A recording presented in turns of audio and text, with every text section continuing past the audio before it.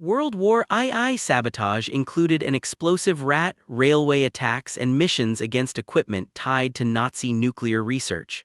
Small teams could target systems far larger than themselves. Britain's SOE and America's OSS coordinated covert work with resistance groups across occupied Europe. They attacked railways, communications, power networks, depots, and supply routes, using concealment rather than conventional battle. In Norway, Operation Gunnerside sent Norwegian commandos toward Vemork in February 1943. They infiltrated the plant and destroyed electrolytic cells, the equipment used to produce heavy water. This damaged a crucial production site without requiring a conventional assault. The operation did not end the story. German efforts continued, and a shipment later traveled aboard the ferry Hydro.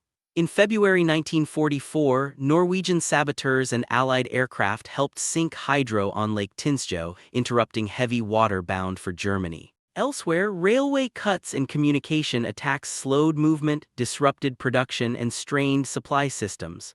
Together, these operations helped establish sabotage as a foundation of modern special operations doctrine.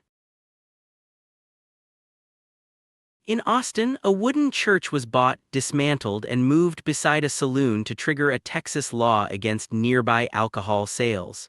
The building itself became the legal pressure. The church began in 1896 for Hyde Park Baptist Church. By 1909, the Baptists needed a larger meeting hall while local Presbyterians and seminary students needed a church site in the neighborhood. Developer Monroe M. Shipe arranged the exchange. The Presbyterians purchased the existing building from the Baptists, then received a new lot next door to Shipe's unwanted saloon.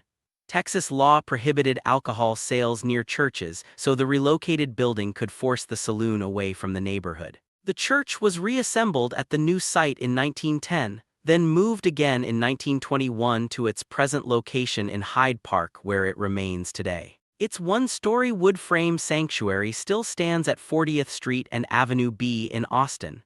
In 1990, it was listed on the National Register of Historic Places, preserving the record of a building moved twice. El Salvador's president resigned before the 1935 election to bypass a constitutional re-election ban. He returned uncontested, receiving every ballot cast. That president was Maximiliano Hernández Martínez. He became vice president and minister of war under Arturo Araujo.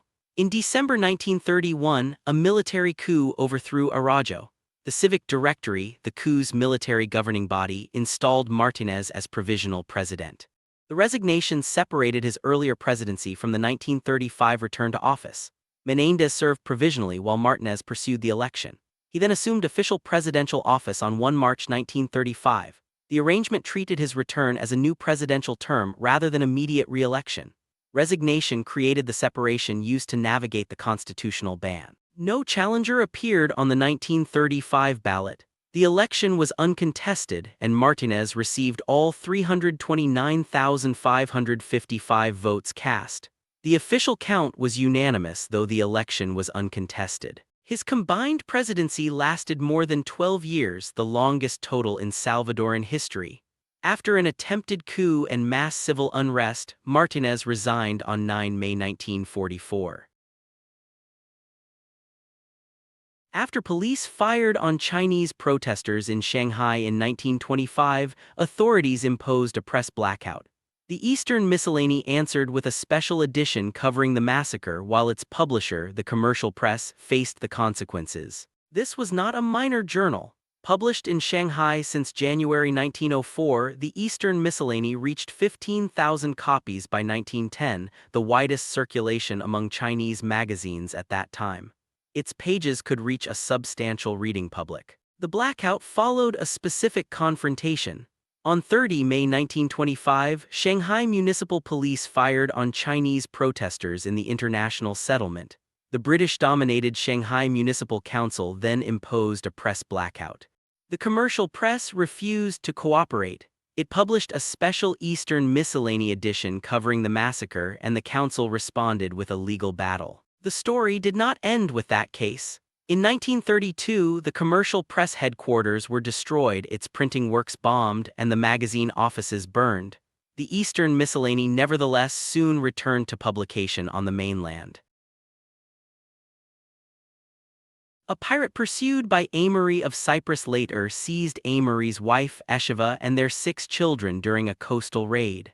The reversal turned a ruling household into hostages. Canix was a Greek Cypriot rebel who escaped Amory's attempt to arrest him.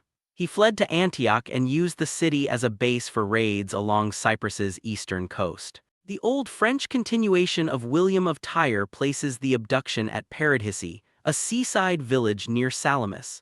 Eschiva had gone there while recovering from illness when Canix found her with the children and carried them to Antioch as hostages. Leo I, Lord of Armenian Cilicia, demanded their safe transfer, invoking his friendship with Amory and Eschiva's deceased father. He placed the family together in the fortress of Coricus under his protection. Amory then retrieved them from there. After their release, the family returned to Amory. Eschiva, already in poor health, died soon afterward in the mid-1190s. This was apparently before Amory's 1197 coronation as King of Cyprus. Zinaida Nevzorova married fellow socialist Gleb Krzhizhanovsky for an organizational reason: to keep their activist group together in Siberian exile. What began as a practical arrangement later became a genuine romantic relationship. Before exile, Nevzorova was already an organizer. She managed the group's funds and hosted secret socialist meetings in her apartment. In 1896, both activists were arrested and exiled to Siberia. In exile, they married so their activist group could remain together. In Minusинsk, they studied Das Kapital, a major socialist work. They also corrected the Russian translation they were reading, making their shared exile an exercise in political study. Their partnership continued beyond Siberia. Nevzorova later worked for Iskra, a socialist newspaper, and organized a women's group in Moscow. After 1917, she worked in the People's Commissariat for Education. The marriage had begun as organizational strategy, but its documented consequence was a life built around shared political work. Their work shifted from secret meetings to public institutions. An Assyrian celebration remembers a legend in which King Hano sacrificed his daughter through songs, dancing, shared food, and a fertility figurine. Hano Qritho is observed on the Sunday before Great Lent in the Syriac Orthodox Church. Rooted in Tur Abdin, the tradition also continues among Assyrian diaspora communities. It is observed in communities in Turkey, Syria, and the diaspora each year. Its legend parallels Jephthah's story in Judges 11, but the local account names Hano. After victory, her father vows to sacrifice whoever first greets him. Hano arrives, then asks for 40 days with her companions before the vow is fulfilled. In village celebrations, women prepare the female figurine and children carry it from house to house. Residents sprinkle water on them while children collect bulgur, meat, and eggs for a church feast. Families dance, sing folk songs, and prepare dishes such as kavurma before fasting begins. The figurine is later buried near a church or cemetery, and leftover food goes to people in need.